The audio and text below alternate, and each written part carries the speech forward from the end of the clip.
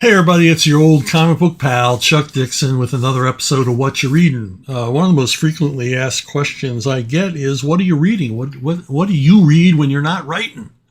So let's just dive right into it. Now, I swear I have no connection with Cinebook, the publisher.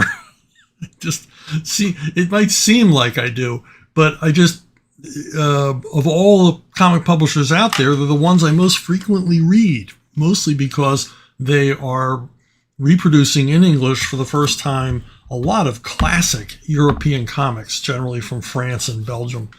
And I have to compulsively read these because it's good stuff. This is a recent pair of comic albums featuring Marsupilami, the Spirou and Fantasio spin-off character. And these two books form one story. It's a two-parter, and just good stuff. If you're not familiar with Marsupilami, he's this fictitious endangered species that lives in a fictitious South American country. He's a jungle dweller. He's a badass. He's not that big an animal, but he's a real badass. Takes on a lot of the aspects of basically a superhero.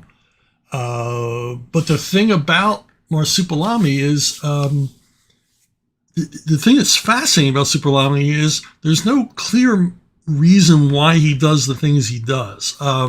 He'll often come into the story on the right side, but he's not always there. He's a very mercurial character, driven by, I guess, animal instincts or the needs of the moment. And you're never quite sure in a Marsupilami story where he's going to show up. And he always shows up at key times. I think that's what's fascinating about the characters, all the things we don't know about him, that he's very much an animal. Because if you have pets, if you're around animals, you realize you don't really know what they're thinking. I mean, we give them anthropomorphic elements in our own lives.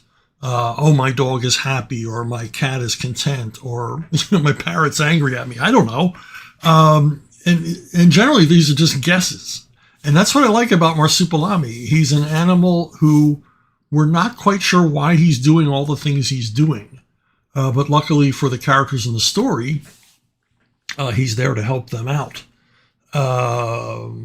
He's kind of like Tarzan, if Tarzan had trouble focusing. But as you can see, the stories are beautifully drawn, lots of slapstick, a wonderful storytelling. And these two volumes deal with child trafficking, not a subject usually dealt with in comics, especially ones that are funny. A bunch of kids are basically abducted to work on for these guys illegally digging gold out of the Amazon. And two of them manage to escape, and aiding, of course, in their escape is Marsupilami and a number of other characters. Eventually, they find a lost city. I mean, this has everything you want in a big-time jungle adventure. Plus the humor. And that's the important thing about these stories, is they do have a story. They do have a compelling plot. There are suspenseful moments. There are things at risk. There are stakes. And in addition to all the humor and crazy slapstick goings on. Just excellent stuff. Marsupilami was extraordinarily popular in the 90s. I don't know how popular Marsupilami is in Europe to this day, but he's hugely popular in the 90s. I imagine with juvenile readers. But like all good juvenile fiction, there's enough here for an adult to read. It's well constructed and well crafted enough. These comics certainly do not pander to a younger audience. They present often challenging material, both emotionally and issues-wise. There's a little bit of pathos going on here to make the humor work. So I highly recommend any of the, I think there's been 8 Marsupilami books published by Cinebook, in addition to the initial Marsupilami adventures that appeared in the Spirou and Fantasio volumes. So if you're a fan of comics, or if you have kids that you'd like to see get interested in reading comics, this is a good entry point. Now, another book I read, I love movies, and I love movie bios about directors, actors, screenwriters. And one of my favorite actors of all time is Jimmy Stewart. So I wanted to know a little bit more about him. It turns out I already knew quite a bit about him, reading the biography, but I wanted to, fill in the details. Most people know Jimmy Stewart from It's a Wonderful Life.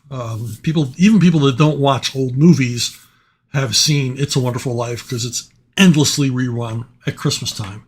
And you get to see, it's not a bad preview or a bad introduction to Jimmy Stewart, because you get to see Stewart's almost the entire range of his acting ability, and he had incredible range, and I'll go on about that a little bit more later. But people always remember It's a Wonderful Life as he's the affable George Bailey, the likable small town everyman, and they always kind of forget the darker noirish elements of this movie, in which Jimmy Stewart is obviously victim of a nervous breakdown. He's literally suicidal. He's trying to kill himself, and it's a very, very dark story. And Stewart manages to run the gamut of all of the demands made of him as an actor. It's hard to think of any other actor ever who could have succeeded in the role of George Bailey when you think about it, because of all the demands, the acting demands made on him, that he had to make us believe in this character who we see through every facet of his life. Every emotional, chime is rung with this character. And it's a testament to Stewart's range. But of course, Stewart was a prolific actor, hardworking actor, initially showed up in Hollywood playing like the boy next door in light comedies and things like that. But the funny thing is, and I learned this from the book, is his first actual filmed role was in After the Thin Man. And I won't spoil After the Thin Man by telling you any more about his character. But he plays what starts out as a minor character, turns out to be a pivotal character in this, Nick and Nora Charles comedy, crime comedy. And it's a good thing that his first role wasn't, his first role he played was not the first role the public saw. This movie was put on the shelf for a while because Myrna Loy was suing the studio. She wanted more money. She wasn't being paid as much as William Powell. And she thought, I'm not a supporting actress. I'm the co-star. I should get the same amount as my co-star. And so the film was put on a shelf. And this was a good thing for Jimmy Stewart, because if this had been his first exposure to a broad audience, his career might have gone another way. And also, again, I don't want to spoil the movie, but the 4 or 5 films released before After the Thin Man that featured Stewart established him as the affable boy next door. And so when After the Thin Man comes along, this is a big contrast to the roles he had played before, and quite a shock to movie audiences, and who now began to realize, hey, there's more to this guy. So he really was, that Myrna Loy lawsuit was probably the biggest boon to his career he could have gotten early on in his career. For me, the book delves into some of my favorite Stewart roles. There's quite a lot about the development of the movie Destry Rides Again, which, if you've never seen, is one of the greatest comedy westerns ever made. It's a flawless, seamless piece of entertainment with some terrific acting from Jimmy Stewart, Marlene Dietrich, and a huge cast of Hollywood character actors. And what I did not know in this movie, and if you've ever seen it, you'll remember the fight scene. There's a bar fight. It's the most unforgettable bar fight ever to show up in a Western between Marlene Dietrich and actress Una Merkel. It's a fight between 2 women. and it's vicious, and it's savage, and it's violent. Remember, this is a comedy. And the book informed me that they were really fighting.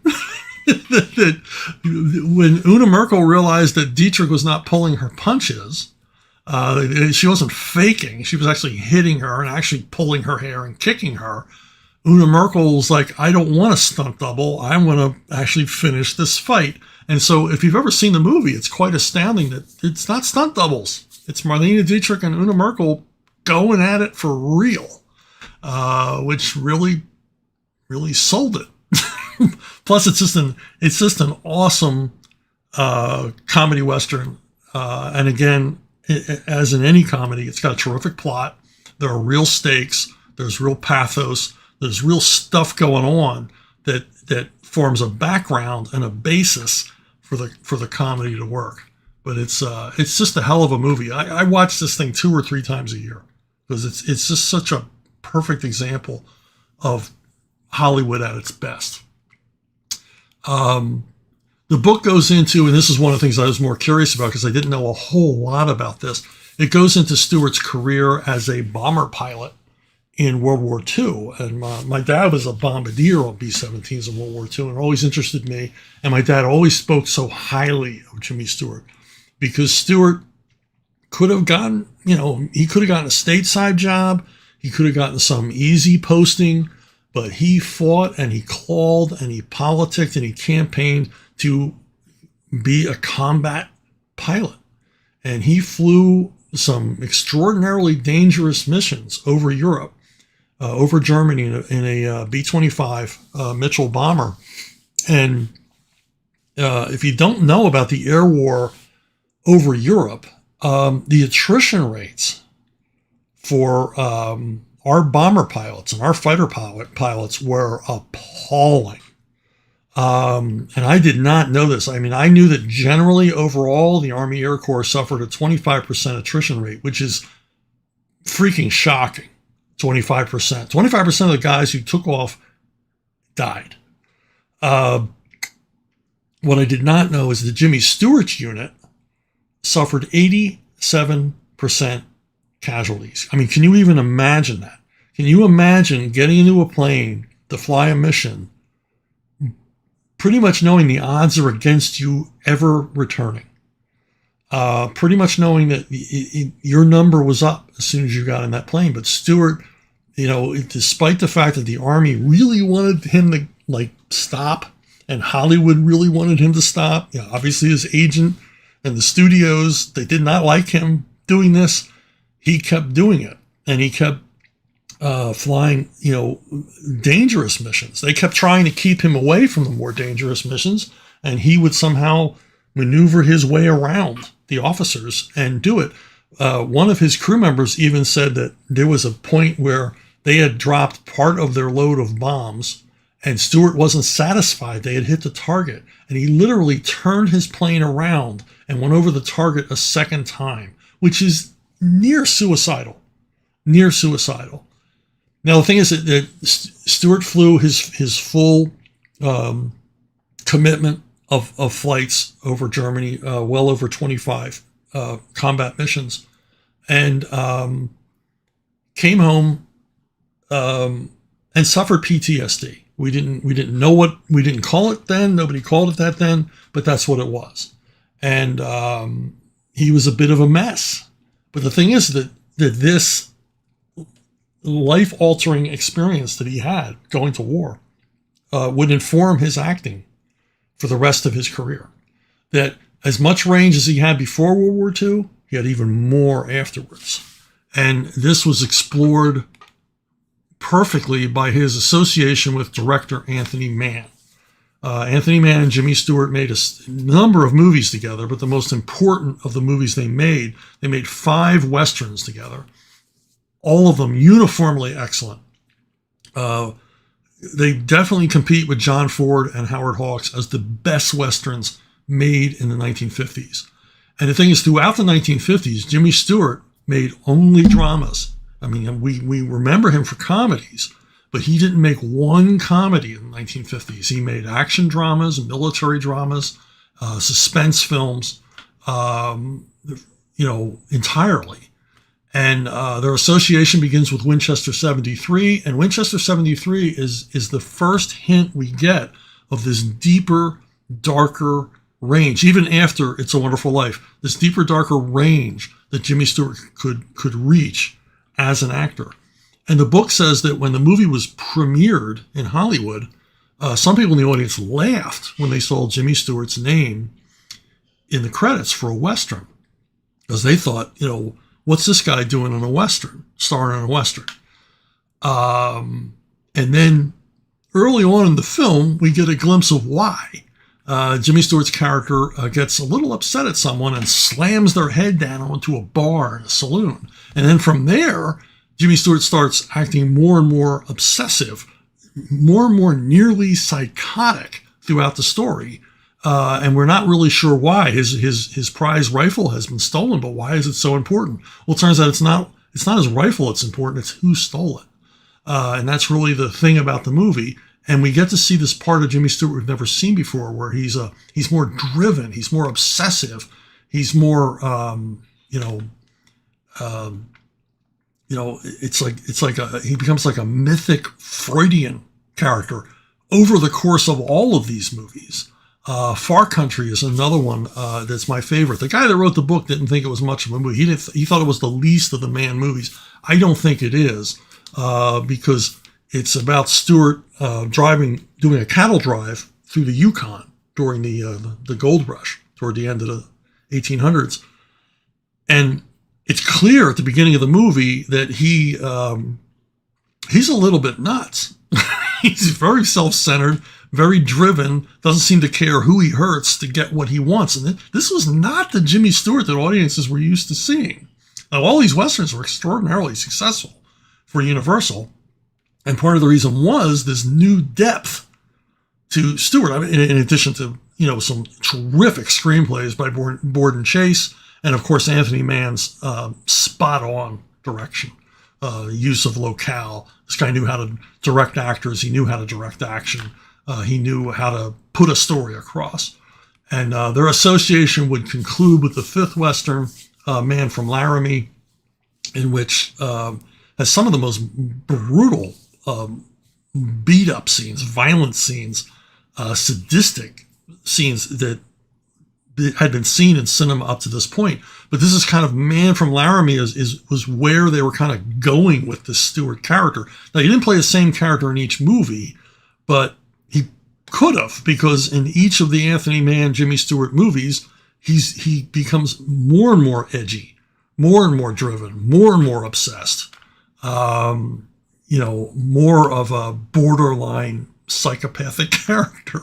It's unusual for a Western, but here it is. It cements his image. And of course, this is further cemented by his association with Alfred Hitchcock. He made 4 films with Hitchcock. And Hitchcock had a way of casting an actor and then building the film around him, tailoring the film to him. And once again, just as in It's a Wonderful Life, it's hard to imagine the movie Rear Window succeeding with any other actor but Jimmy Stewart, because I think any other actor, it would have seemed creepy, because it's about a guy spying on his neighbors all the time. But we never get that feeling from Stewart till the very end. There's this brilliant scene that I've discussed over and over and over again, when Jimmy Stewart is finally confronted by the killer in this movie, where we begin to think, well, yeah, it is. Yeah, why is he doing this? It is a little bit creepy, staring out the window all the time at your neighbors. But up to that point, we're totally accepting. We're relating to Jimmy Stewart and his curiosity about the people that live around him, and how he's basically trapped in this one room because he's broken his leg severely. I mean, he's in a wheelchair. He can't move. He can't get up and down the stairs. He's relying on others to bring him stuff. I mean, he's an invalid for all intents and purposes. And his main source of entertainment is looking out the window at the neighbors at this marvelously constructed set on a Universal soundstage. If you've never seen Rear Window, for me, it's Hitchcock's masterpiece. And Stewart makes it work, because once again, it's hard to imagine any other actor buying any other actor in this role. And of course, we go on to what Hitchcock meant to be his masterpiece, Vertigo. And once again, Stewart is playing someone on the edge, and who's possibly hallucinating in his life. Vertigo is very much a dreamlike film. It was a huge failure at the box office, but it's an amazing piece of filmmaking. I just think that audiences weren't ready for it. It's almost like a tone poem as opposed to a suspense film. Now more on Stewart's range. The author of this book makes this brilliant point that I never knew and never really thought of, that on 30 separate occasions, Jimmy Stewart either replaced Gary Cooper or Cary Grant in a role, or they replaced him in a role. Cary Grant replaced Jimmy Stewart in North by Northwest. Don't know if you know that. Gary Cooper replaced Jimmy Stewart in Man of the West, Anthony Mann's last Western. So these Cary Grant and Jimmy Stewart was seen as interchangeable by the studios and filmmakers with either Cary Grant or Gary Cooper. Now, when you think about it, if you know old movies, if you know old movie actors, it's hard to imagine two actors more different from one another than Gary Cooper and Cary Grant. You certainly wouldn't interchange them, and yet they would interchange them for Stewart or interchange Stewart for them, and everybody was fine with it. Now, that's the greatest testament to Jimmy Stewart's range as an actor that I can possibly imagine. So, and the other thing about it is when you think about it, we all refer to James Stewart as Jimmy. I can't think of another actor that that American audiences love so much that they just took on his nickname. He was never ever credited as Jimmy Stewart. It's always James Stewart, and yet we think of him as Jimmy. That is another testament to how much American movie audiences took this guy in, right? So, and anyway, that's it for me this week. Hey, Siege of the Black Citadel. Maybe this is what you should be reading. So, it's doing well. The second book is going to be out soon. Probably by the time you watch this video, it'll have been announced. We've got a final cover and all the rest of it. Next book is Caravan of the Damned. I have completed a third one. It is called The Pit of the Blind God. So, and I'm fooling around with the plot for a fourth one. So this may turn into a series for me. But this one's available now. You can buy it at Archaven Comics. If you buy it through Archaven Comics, you get a free ebook version, or you can go right to Amazon and pick it up. And that's it for me this week. That's what I'm reading. And I promise I'll be back next week with more. Thanks for listening. Thanks for watching.